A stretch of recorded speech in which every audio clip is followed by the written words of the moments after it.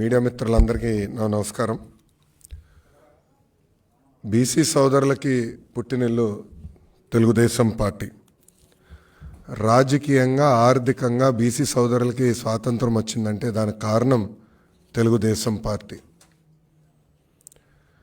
రాజకీయంగా పెద్ద ఎత్తున ఆనాడు అన్న ఎన్టీఆర్ 1982లో బీసీ సోదరులకి సీట్లు ఇచ్చి గెలిపించి మళ్ళీ కీలకమైన శాఖలు కూడా బీసీ సోదరులకి ఆనాడు ఇష్టం జరిగింది. తెలుగుదేశం పార్టీ వ్యూహం ఒకటే, బీసీ సోదరులు బలహీన వర్గం కాదు, బలమైన వర్గం అని. స్థానిక సంస్థ ఎన్నికల్లో ఆనాడు అన్న ఎన్టీఆర్ 24% రిజర్వేషన్ ఇస్తే అది 34% చేసిన వ్యక్తి చంద్రబాబు నాయుడు గారు. చంద్రబాబు నాయుడు గారు ముఖ్యమంత్రిగా ఉన్నప్పుడు బీసీ సప్లాన్ ద్వారా 36,000 కోట్ల రూపాయలు బీసీ సోదరుల సంక్షేమ అభివృద్ధి కోసం ఆనాడు మేము ఖర్చు పెట్టాం. ఇంకో పక్కన కార్పొరేషన్ ద్వారా కూడా 3,000 కోట్ల రూపాయలు ఖర్చు పెట్టి 4,20,000 మందికి ఆనాడు రుణాలు అందించాం. ఆదరణ పథకం కింద 1,000 కోట్ల రూపాయలు మేము ఖర్చు పెట్టాం. బెస్ట్ అవైలబుల్ స్కూల్, విదేశీ విద్య, పీజీ ఫీ రీంబర్స్మెంట్, పెళ్లి కానుక, ఇలా అనేక సంక్షేమ కార్యక్రమాలు 2014 నుంచి 2019 మధ్యన తెలుగుదేశం పార్టీ బీసీ సోదరులకి ఖర్చు పెట్టింది. ఇంకా చేనేత సోదరులకి, కల్లు గీత కార్మికులకి, మత్స్యకారులకి 50 సంవత్సరాలకే పెన్షన్ కూడా ఇచ్చిన ప్రభుత్వం తెలుగుదేశం ప్రభుత్వం. ప్రత్యేకంగా ఆనాడు శాసనసభలో తీర్మానం చేసి కేంద్రంలో కూడా బీసీ సంక్షేమం కోసం ప్రత్యేక మినిస్ట్రీ ఏర్పాటు చేయాలని ఒత్తిడి కూడా తీసుకొచ్చింది తెలుగుదేశం పార్టీ. సో మీరు రాజకీయంగా ఆర్థికంగా పెద్ద ఎత్తున ఆనాడు బీసీ సోదరుల్ని పైకి తీసుకొచ్చాం. 2019 ఎన్నికల్లో తెలుగుదేశం పార్టీ ఓడిపోయినా బీసీ సోదరులను ఉపకులాల వారిగా నాయకత్వాన్ని ప్రోత్సహించేదానికే సాధికార కమిటీలు వేసి వాళ్ళ నాయకత్వాన్ని ఎతికి వాళ్ళకు కూడా ఒక వేదిక ఏర్పాటు చేసింది తెలుగుదేశం పార్టీ. ఈ 2019లో వైకాపా ప్రభుత్వం అధికారంలోకి వచ్చిన తర్వాత పెద్ద ఎత్తున బీసీ సోదరుల్ని ఇబ్బంది పెట్టారు. ఒక మాటలో చెప్పాలంటే అనేక మంది బీసీ సోదరులను కూడా చంపేసింది ప్రభుత్వం. స్థానిక సంస్థ ఎన్నికల్లో 10% రిజర్వేషన్ తగ్గించి 16,000 మంది బీసీలకి అవకాశాలు లేకుండా చేసింది ఈ ప్రభుత్వం. 8,000 ఎకరాలు బీసీ సోదరుల చేతుల్లో ఉన్న అసైన్డ్ భూములను కూడా వెనక్కి తీసుకుంది ఈ ప్రభుత్వం. ఆదరణ పథకం క్యాన్సిల్ చేశారు. గత ప్రభుత్వం తీసుకున్న 10% డిపాజిట్ కూడా తిరిగి ఇవ్వలేదు ఈ ప్రభుత్వం. ఇది నేను చెప్తాం కాదు, లబ్ధిదారులు ఎవరికైతే ఆదరణ పథకం ద్వారా పనిముట్ల అందాల్సి ఉందో వాళ్ళు నేను పాదయాత్ర చేస్తున్నప్పుడు నన్ను కలిసి వాళ్ళు నాకు చెప్పారు. 56 కార్పొరేషన్లు ఏర్పాటు చేసుకున్నామని చెప్తున్నారు. నిధులు లేవు, విధులు లేవు. పాప ఆ కార్పొరేషన్ చైర్పర్సన్కి, డైరెక్టర్లకి జీతాలు ఇచ్చే పరిస్థితిలో ఈ ప్రభుత్వం లేనే లేదు. ఇంకా జియో 217 తీసుకొచ్చి మా మత్స్యకారుల వెన్నముక్క కూడా విరగొట్టింది ఈ ప్రభుత్వం. ఇంకా యాప్కో కూడా డిఫంక్ట్ అయిపోయింది. సొసైటీలకి బకాయిలు పెట్టింది ప్రభుత్వం. పట్టు రైతులకి కనీసం సబ్సిడీ కూడా ఇచ్చే పరిస్థితిలో ఈ ప్రభుత్వం లేదు. ఇంకా బీసీ సోదరుల పైన పోరాడుతున్న, అంటే బీసీ సోదరుల తరపున పోరాడుతున్న తెలుగుదేశం పార్టీ బీసీ నాయకత్వం పైన కూడా అనేక కేసులు పెట్టారు. వేదికమైన పెద్దలందరిపైన కూడా కేసులు పెట్టారు. మీరు చూస్తే యనమల రామకృష్ణ గారు ఒక పెళ్లికి వెళ్ళినందుకు SC/ST కేసు పెట్టారు. అయ్యన్న పాత్రుడు గారి పైన ఏకంగా రేప్ కేసు పెట్టారు. ఇంకా కొల్లు రవీంద్ర గారిని, అచ్చెన్నాయుడు గారిని కూడా ఎలా ఇబ్బంది పెట్టారో ఆంధ్ర రాష్ట్ర ప్రజలు, ప్రత్యేకంగా మా బీసీ సోదరులందరూ చూశారు.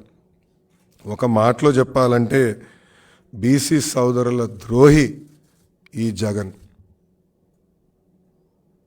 అమర్నాథ్ గౌడ్ అన్న కుర్రోడు కేవలం వాళ్ళ అక్కని వైకాపా నాయకుల పిల్లలు ఏడిపిస్తున్నారని ఊరు పెద్దలకి వెళ్ళి చెప్పాడు.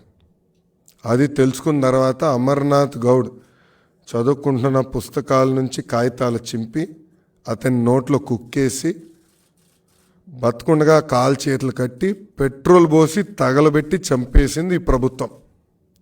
ఆ కుటుంబాన్ని కనీసం పరామర్శించేదానికి ఈ ప్రభుత్వానికి మనసు రాలి. ముఖ్యమంత్రి గారు వెళ్ళలేదు అక్కడికి. ఇప్పుడు పరిస్థితి ఎలా ఉందంటే ఆ హత్య చేసిన అబ్బాయి ఈరోజు బయట తిరుగుతున్నాడు, ఆ కుటుంబాన్ని వేధిస్తున్నాడు. ఆ అబ్బాయికి బెయిల్ వచ్చిన తర్వాత ఊరిలోకి వెళ్తే ఊరేగింపులో వైకాపా నాయకులు అతని ఇంటికి తీసుకెళ్లారు. ఇది ఒక ఉదాహరణ. ఇలా అనేక ఘటనలు రాష్ట్ర వ్యాప్తంగా బీసీ సోదరులపైన జరిగినాయి. ప్రొద్దుటూరులో మనందరం చూసాం. తెలుగుదేశం పార్టీ పద్మశాలి నాయకుడు నందం సుబ్బయ్య, అతను అక్కడున్న ఎమ్మెల్యే వ్యతిరేకంగా పోరాడినందుకు పిలిచి మరి పొద్దున పూట నరికి చంపేశారు. అసలు ఎలాంటి వాతావరణం సృష్టించారంటే ఆ శవాన్ని చూసేదానికి మనుషులు లేదని భయపడ్డారు. కేవలం భార్య అప్రజిత నిలబడింది కనుకనే ఆ కుటుంబం ఈరోజు న్యాయ పోరాటం చేయగలుగుతుంది. ఇలా అనేక ఘటనలు ఆంధ్ర రాష్ట్రంలో జరిగినాయి. ఎక్కడ కానీ ఈ ప్రభుత్వం స్పందించలేదు. శ్రీకాళహస్తి నియోజకవర్గంలో నేను పాదయాత్ర చేస్తుంటే మునిరాజమ్మ అనే రజక మహిళ వచ్చి ఈ ప్రభుత్వం వ్యతిరేకంగా మాట్లాడినందుకు, వాయిస్ ఇచ్చినందుకు అక్కడున్న ఎమ్మెల్యే వెళ్ళి ఆమె షాప్ని ధ్వంసం చేశాడు. చివరికి అతని కాలు పట్టుకుంటే తప్ప నిన్ను నేను క్షమించానని చెప్పే పరిస్థితికి వచ్చాను.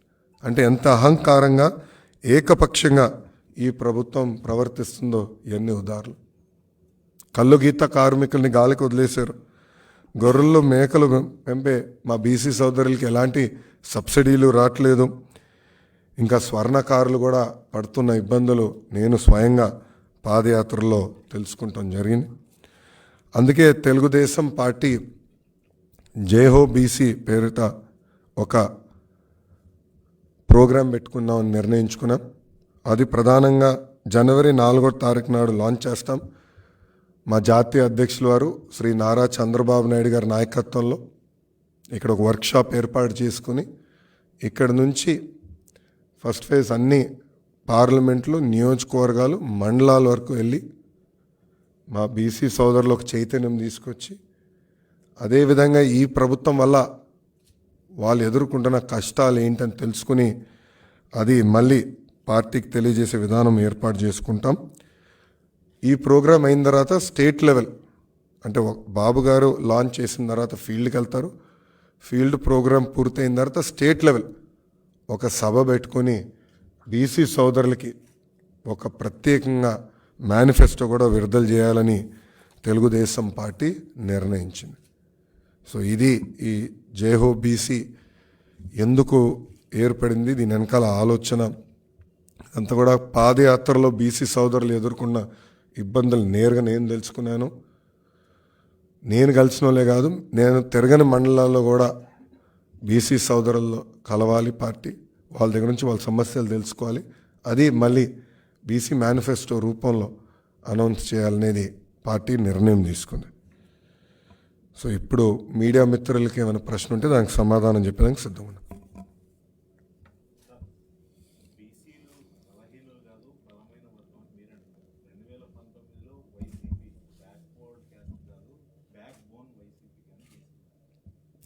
అందుకే కదా బ్యాక్ బోన్ అనే కదా వాళ్ళు 10% స్థానిక సంస్థ ఎన్నికల్లో రిజర్వేషన్ తగ్గించారు.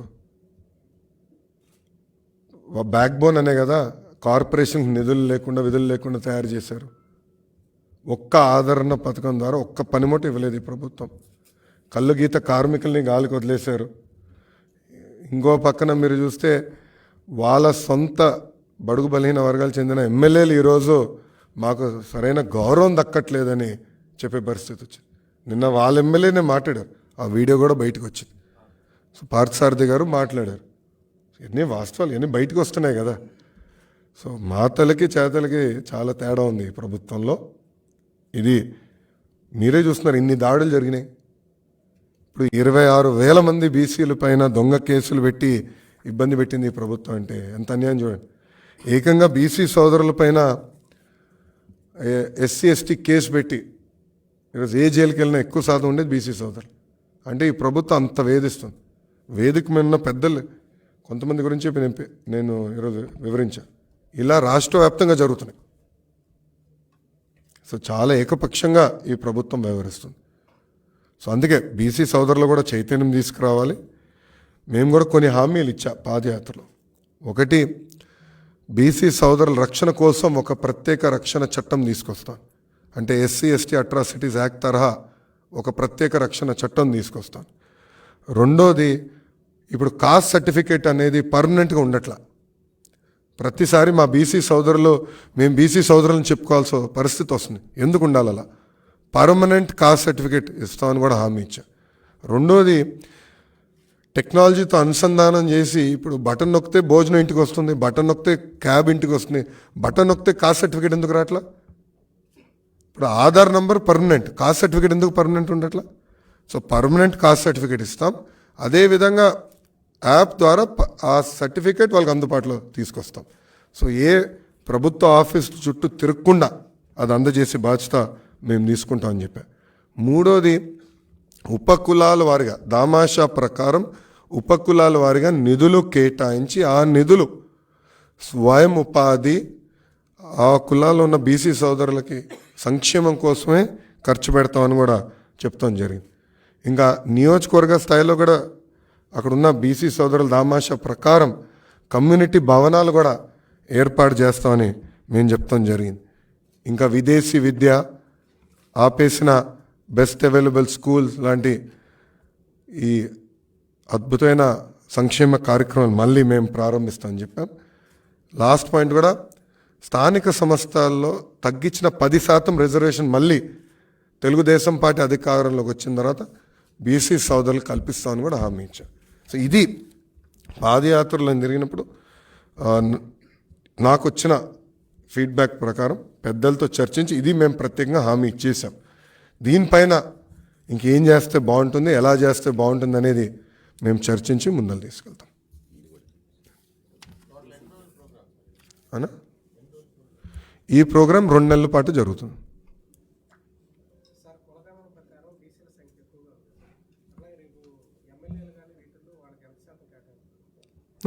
నాడు నేడు ఎప్పుడు బీసీ సోదరులకి ఎక్కువ సీట్లు ఇచ్చింది తెలుగుదేశం పార్టీ.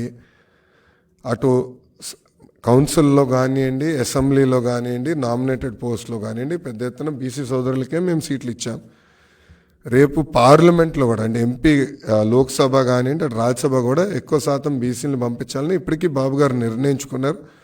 మేము క్యాండిడేచర్స్ ప్రకటించినప్పుడు అది మీకు తెలుస్తుంది.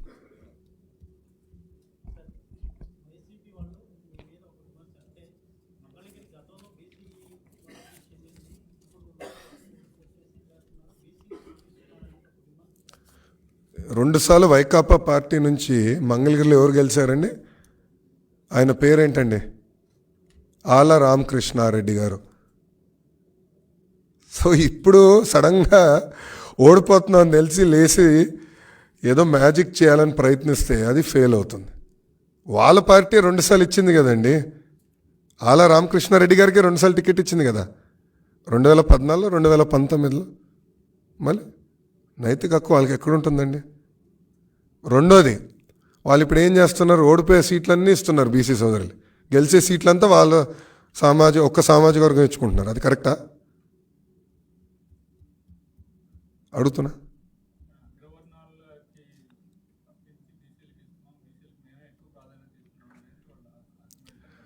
సో ఇప్పుడు గుంటూరు వెస్ట్ ఇచ్చారు, వేవ్లో కూడా గెలవలేదు వాళ్ళు. నంబర్ 1. మంగళగిరి 2 సార్లు గెలిచారు, ఈసారి గ్యారంటీగా వైకాపా పార్టీ ఓడిపోతాం ఖాయం. అది తెలిసే ముందలు తప్పించారు. దానికన్నా ఏం చేశారు చెప్పండి? కడప ఎంపీ ఇవ్వమనండి, బీసీలకి కడప ఎంపీ ఇవ్వమనండి. ఎవరు ఇవ్వద్దంటున్నారు?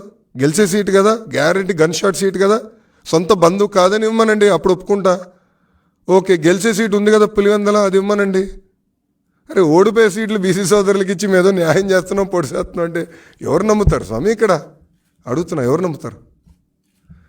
ఇప్పుడు గతంలో గెలిచిన చిలుకలూరుపేట సీటు కాదని ఎప్పుడు గెలవని వెస్ట్కి తీసుకొచ్చి అభ్యర్థిని పెడితే ఎట్లా వర్కౌట్ అవుతుంది?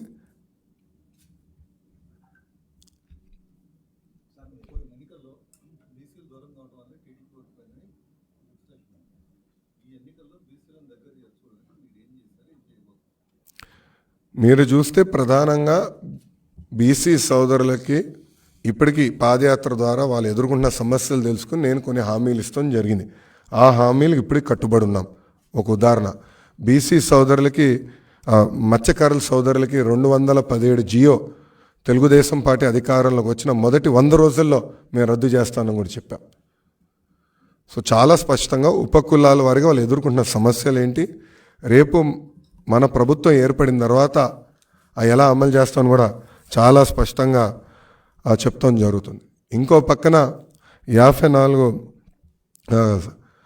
ఉపకులాల వారికి 54 కమిటీలు, సాధికార కమిటీలు మేము గతంలోనే వేసాం.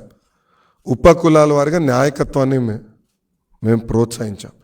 వాళ్ళు కూడా ఆయా ఉపకులాల వారిగా మీటింగ్లు పెట్టుకున్నారు, వాళ్ళు కొన్ని వివరాలు సేకరించారు. అవి కూడా రేపు మేనిఫెస్టో ప్రకటించినప్పుడు దాంట్లో మేము పెడతాం.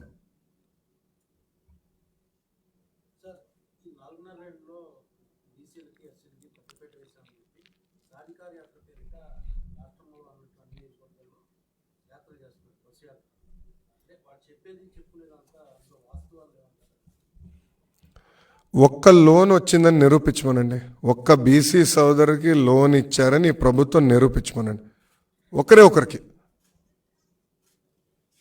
ఒకరికి లోన్ ఎక్కడ ఇవ్వరు, పనిముట్లు ఇవ్వరు. తరతరాలుగా మత్స్యకారుల చేతుల్లో ఉన్న ట్యాంకులు తీసుకెళ్ళి పెత్తందారుల చేతులకు ఇస్తారు. ఇంకా బీసీ సోదరులకు న్యాయం చేసిన ఎట్లా పేర్కొంటుంది ప్రభుత్వం? ఇంకో పక్కనే దళితుల గురించి మనం మాట్లాడుతున్నాం.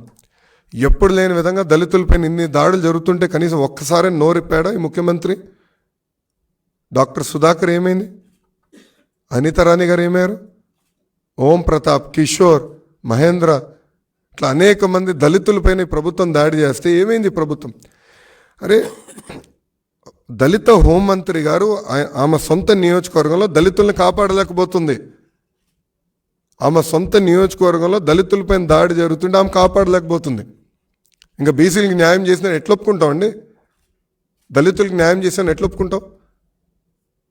సో బస్సు వేసుకుని తిరిగినంత మాత్రాన తప్పు ఒప్పదు కదా.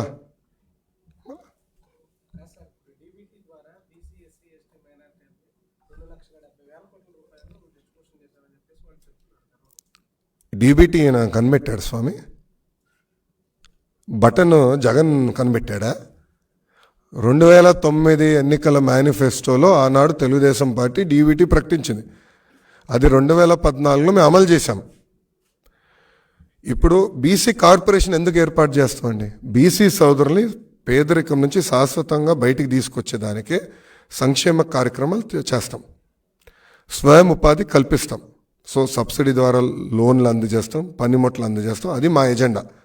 అది ప్రభుత్వం ఎక్కడ చేసింది నాకు చెప్పమనండి. అంటే రొటీన్గా ఇచ్చే పెన్షన్లు, అరకొర ఇచ్చే స్కూల్ ఫీ రీంబర్స్మెంటు, అర్ధ వడ్డీ, ఇవన్నీ దాంట్లో రాసేసుకుని బీసీలకి మేము న్యాయం చేసామంటే ఇది ఎంతవరకు కరెక్ట్? మేము చూసాం కదా, మా కౌన్సిల్ ఉన్నప్పుడు మాకు కూడా పుస్తకాలు ఇచ్చేవారు కదా, అయ్యే ఉండేది. కానీ ఒక్క లోన్ ఇవ్వలా.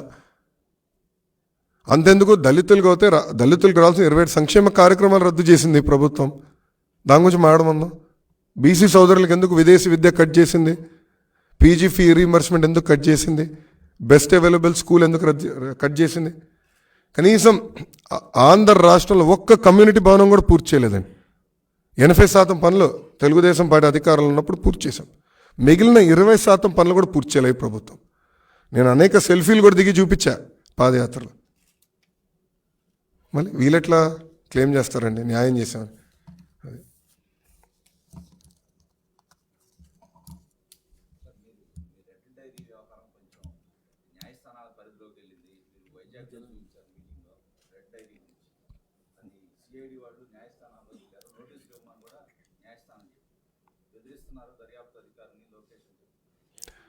నేనేం చెప్పాను?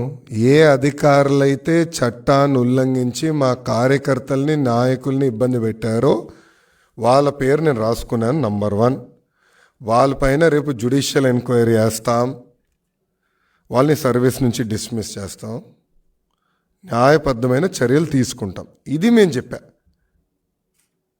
ఓకే, సో ఎక్కడ నేను చట్టాన్ని ఉల్లంఘించా, రాజ్యాంగాన్ని ఉల్లంఘించా? నేను సూటిగా అడుగుతున్నా.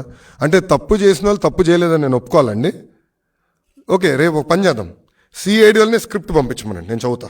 ఎందుకు ఈ గోల? తమ మేధావులు ఉన్నారు కదా, రఘురామరెడ్డి వీళ్ళందరూ కొంతమంది ఉన్నారు కదా, సీతారామాంజనేయులు,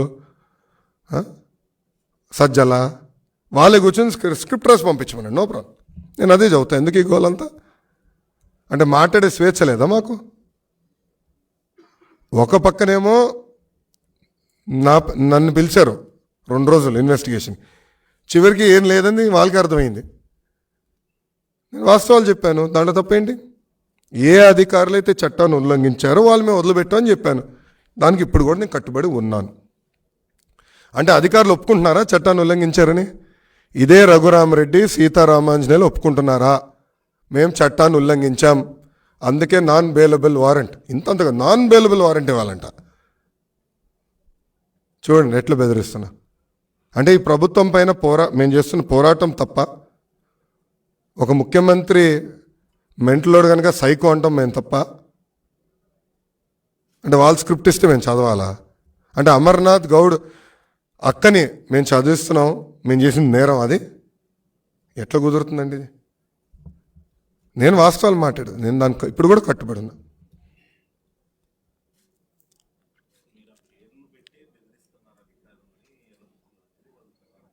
ఎర్ర బుక్లో ఎవరు పేర్లున్నాయని వాళ్ళకి తెలుసండి. అంటే వాళ్ళు చట్టం ఉల్లంఘించారని రఘురామరెడ్డి, సీతారామాంజనేయులు ఒప్పుకుంటున్నారా? Straight question to them. వెనకాల కూర్చుని వీళ్ళిద్దరూ చాలా తెలివైన ఆఫీసర్లు అండి. కింద వాళ్ళందరినీ బలిపశువులు చేస్తున్నారు. చేయాల్సింది ఏదో పనులంతా వీళ్ళిద్దరు చేస్తారు, ఇతర ఆఫీసర్లని ఇబ్బంది పెడుతున్నారు. ఎందుకంత భయపడుతున్నారు? తప్పు చేయలేదంటే తప్పు చేయలేదు, అవును జ్యుడిషియల్ ఎంక్వైరీ అవుతుంది, వాట్ ఈస్ దేర్? అక్కడ నిరూపించుకోమని. లేదు సార్ మేము తప్పు చేయలేదు. ఫస్ట్ ఆల్ వాళ్ళ పేరు పెట్టారు, నేను ఎక్కడ చెప్పాను? ఎందుకంత భయపడుతున్నారు? వాళ్ళు తప్పు చేసిన అధికారులు భయపడతారు, సింపుల్. వాళ్ళు తప్పు చేశారు లేదో వాళ్ళు తేల్చుకోమని.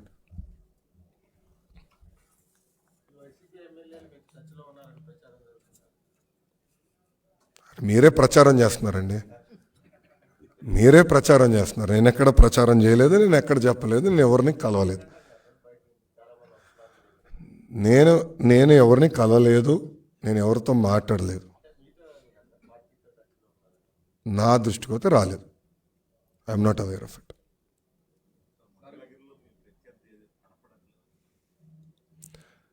అంటే అది మంగళగిరిలో పాపం ప్రజలు అనేక ఇబ్బందులు ఎదుర్కొంటున్నారు. ఒకటి, మంగళగిరి తాడేపల్లి మున్సిపల్ కార్పొరేషన్ కనీసం ఎన్నికలు కూడా ఈ ప్రభుత్వాలు జరపలేదు. సో అటు పక్కన అది జరగలేదు. ఎమ్మెల్యే గారేమో ఇప్పుడు ఇంకా ఈ పార్టీ ఉండదని ఆయన డిసైడ్ అయిపోయి ఆయన కూడా వదిలేశారు. దానివల్ల తీవ్రంగా ఇబ్బంది పడేది ప్రజలు, మా మంగళగిరి ప్రజలు.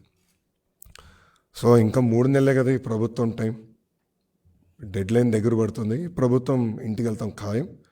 తప్పనిసరిగా మళ్ళీ గతంలో ఏదైతే హామీలు మంగళగిరికి ఇచ్చిందో దానికి నేను కట్టుబడిన మంగళగిరిని అభివృద్ధి చేస్తా.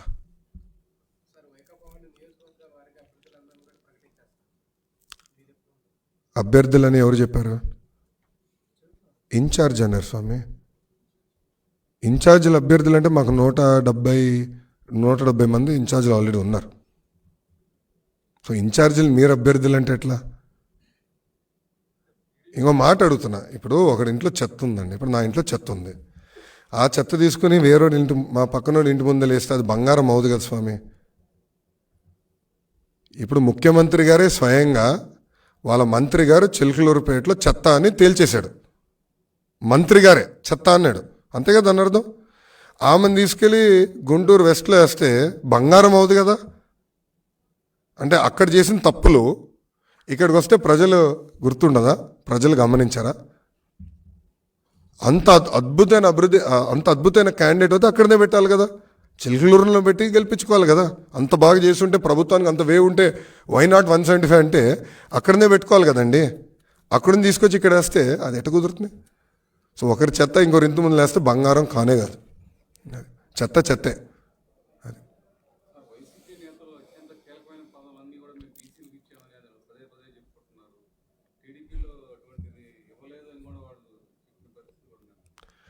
అన్న వాస్తవాలు నాకన్నా మీకే బాగా తెలుసు. శాసనసభలో కానీ శాసన మండలిలో కానీ అటు పక్కన పార్లమెంట్ లోక్సభ రాజ్యసభలో కూడా పెద్ద ఎత్తున బీసీలని ప్రోత్సహించింది తెలుగుదేశం పార్టీ. టీటీడీ చైర్పర్సన్ చేసింది బీసీలకే ఇచ్చింది తెలుగుదేశం పార్టీ.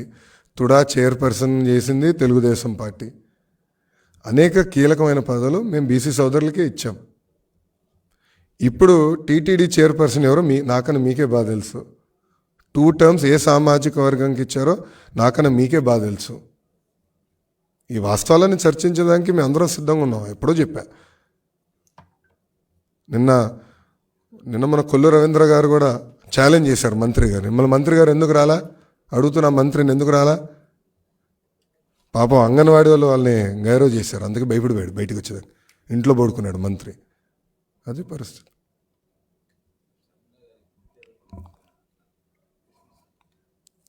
అంటాం కాదండి, అది పంపించారు, ట్వీట్ కూడా చేశా. అది నన్ను ఎందుకు అడుగుతున్నారు ఏంటి? వచ్చిందని నేను చెప్పా అంతే.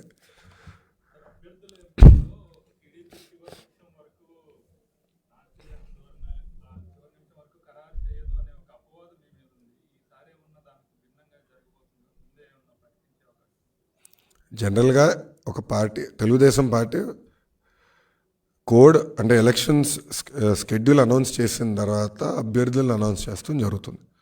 జనరల్గా ఏ రాజకీయ పార్టీ అయినా మెజారిటీ క్యాండిడేట్స్ అట్లనే అనౌన్స్ చేస్తారు. వైకాపా కూడా అంతే, గతంలో వైకాపా అంతే, కాంగ్రెస్ అంతే, ఇతర పార్టీలు కూడా అంతే. సో మా పార్టీ పరంగా ఇంటర్నల్గా కొన్ని నియోజకవర్గాలు ఆల్రెడీ చంద్రబాబు నాయుడు గారు చాలా స్పష్టంగా చెప్పేశారు, మీరు అభ్యర్థులు మీరు వెళ్ళి పని చేసుకొని జాగ్రత్త చేసుకోండి అని చాలామంది చెప్పేశారు. సో ఎవరు వాళ్ళ పనులు చేసుకుంటున్నారు. అప్రాపరేట్ టైం తప్పనిసరిగా మా అధ్యక్షులు వారు ప్రకటిస్తారు.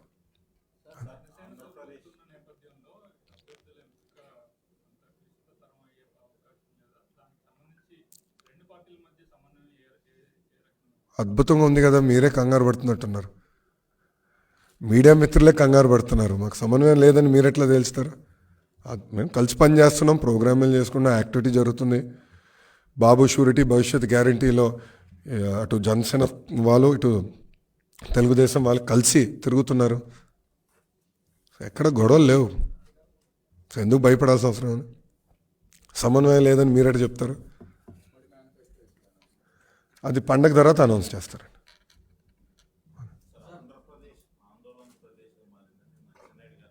అవును, అంటే ఈరోజు వాలంటీర్స్ కూడా ఆందోళన చేస్తామని చెప్పే పరిస్థితికి వచ్చారు కదా. మీకు anganwadi workers, municipal workers, ASHA workers, Sarva Shiksha Abhiyan teachers, KBGV టీచర్లు, విద్యుత్ కార్మికులు, ఆరోగ్యశ్రీ హాస్పిటల్స్ అందరూ రోడ్డెక్కే పరిస్థితికి వచ్చింది కదా ఈ ప్రభుత్వం. అని దివాలా తీసేసింది ప్రభుత్వం. అయిపోయింది, డబ్బులు లేవు. నేను చాలా స్పష్టంగా అంగన్వాడీ వర్కర్స్ ఏం కలిసినప్పుడు చెప్పా, మీరు న్యాయబద్ధ అయిన డిమాండ్లన్నీ తప్పనిసరిగా మన ప్రభుత్వ అధికారంలోకి వచ్చిన తర్వాత మేము అమలు చేస్తామని చెప్పాం. మీరు చూస్తే వాళ్ళు నన్ను అడిగారు మేనిఫెస్టోలో పెడితే బాగుంటుందని. వాళ్ళకి ఒకటే చెప్పా, మేనిఫెస్టో మేము చాలా స్పష్టంగా సూపర్ 6 అనుకున్నాం.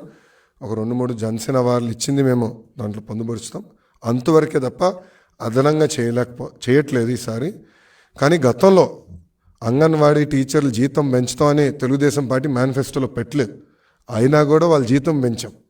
సో 2014 నుంచి 2019 వరకు నేను ఎవరు గురించి అయితే నేను మాట్లాడాను, వాళ్ళందరూ జీతాలు పెంచింది తెలుగుదేశం ప్రభుత్వం. అదేవిధంగా రేపు అధికారంలోకి వచ్చిన తర్వాత తప్పనిసరిగా వాళ్ళని ఆదుకుంటామని నేనే స్వయంగా వాళ్ళని కలిసి హామీ ఇస్తాం జరిగింది.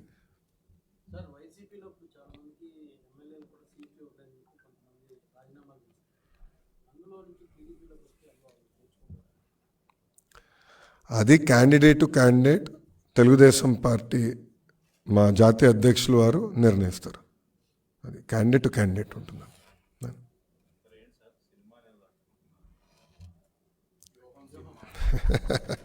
మాకు కూడా ప్రతివ్యూహం ఉంటుంది కదా. అంటే ఇదొక కొత్త ఫ్యాషన్గా మొదలైందండి.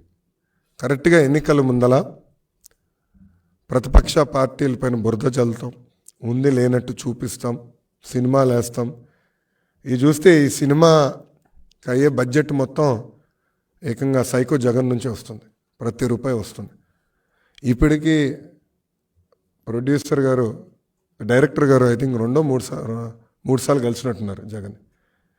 నిన్న మీరు చూస్తే ఆయన తరపున, అంటే రామ్ గోపాల్ వర్మ గారి తరపున పోరాడిన, న్యాయ పోరాటం చేస్తున్న లాయర్ నిరంజన్ రెడ్డి గారు. ఆయన ఎవరండి? వైకాపా రాజ్యసభ సభ్యుడు. సో తెలంగాణ హైకోర్టులో, లోకల్ కోర్టులో నిరంజన్ రెడ్డి వెళ్ళి ఆయన రామ్ గోపాల్ వర్మ తరపున పోరాడుతున్నాడు, న్యాయ పోరాటం చేస్తున్నాడు అంటే దాని అర్థం ఏంటి? దీని వెనకాల ఎవరున్నట్టు? ప్రభుత్వం. ఎస్, మాకున్న రైట్స్, రాజ్యాంగం మాకు రైట్స్ ఇచ్చింది, అది మేము కాపాడాలని కోర్టుని ఆశ్రయించాం. నిజంగానే సినిమా తీయాలంటే హూ కిల్డ్ బాబాయ్ తీయచ్చు, కోడి కత్తి పైన తీయచ్చు, ప్యాలెస్లో జరుగుతున్న అవినీతి పైన తీయచ్చు, లేదంటే ప్యాలెస్ కుట్రల పైన తీయచ్చు. అది చేయకుండా లేనిది ఉన్నట్టు చూపిస్తే తప్పనిసరిగా మేము పోరాడతాం. మాకు రాజ్యాంగం కొన్ని హక్కులు కల్పించింది, ఆ హక్కుల్నే కాపాడాల్సిన బాధ్యత కోర్టుల పైన కూడా ఉన్నాయి.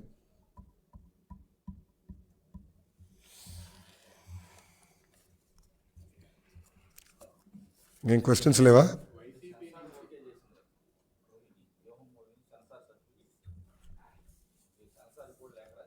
నేను సెన్సార్ బోర్డు స్టేట్కి రాశాను, సెంట్రల్ సెన్సార్ బోర్డు కూడా రాశాను, కానీ వాళ్ళు మేము రాసింది పట్టించుకోలేదు. అందుకే మేము కోర్టుని ఆశ్రయించాం. జనవరి 11th వరకు మళ్ళీ స్టే చేశారు, 11th మళ్ళీ వింటానని కోర్టు చెప్పింది. ఈ లోపల వీళ్ళు ఏం చేస్తారో చేయండి, we are ready for it, will face it.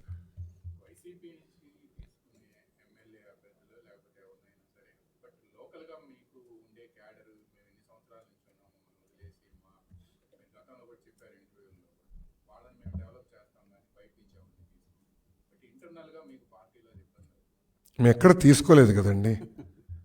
Fundamentally నేనేంటంటే, నేను ఎక్కడ చెప్పానండి? మీరే అంటున్నారు. నేను ఎక్కడ చెప్పలేదు, వస్తున్నారని నేను చెప్పలేదు, తీసుకుంటున్నాను కూడా నేను చెప్పలేదు. అంటే మీరు ఎజ్యూమ్ చేసుకుని నన్ను ప్రశ్నలు అడుగుతున్నారు, అని ఊహాగానాలు. రావచ్చు, వస్తే కదా, వస్తే మీరు ఏం చేస్తారు అనే డిస్కషన్. అసలు ఇప్పటివరకు చర్చలే జరగలేదు. మేము మా పనులు చేసుకుంటాం. బాబు షూరిటీ భవిష్యత్ గ్యారంటీలో మేము బిజీగా ఉన్నాం.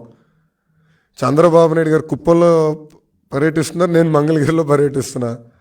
వేదిక మీద పెద్దలందరూ ఎవరు వాళ్ళ నియోజకవర్గాల్లో తిరుగుతున్నాం.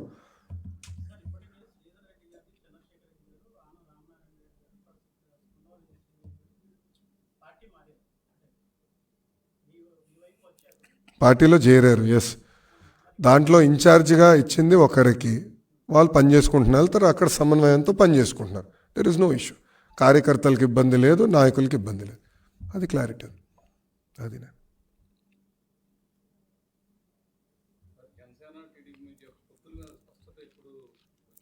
స్పష్టత ఉంది. సీట్లే అది పండగ తర్వాత మారుతారని ప్రకటిస్తారని ఇద్దరు చెప్పారు కదా. పవన్ కళ్యాణ్ గారు, చంద్రబాబు నాయుడు గారు చాలా స్పష్టంగా పండగ తర్వాత చెప్తున్నారు. క్లారిటీ మాకు ఇంటర్నల్గా అయితే ఫుల్ క్లారిటీ ఉంది.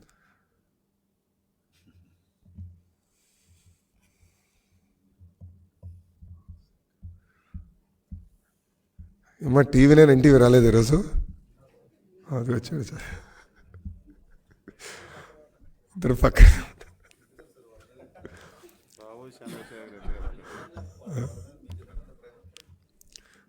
ఏంటి సార్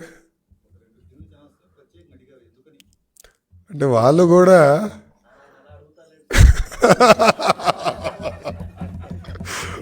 వద్దంటావా దానికైనా?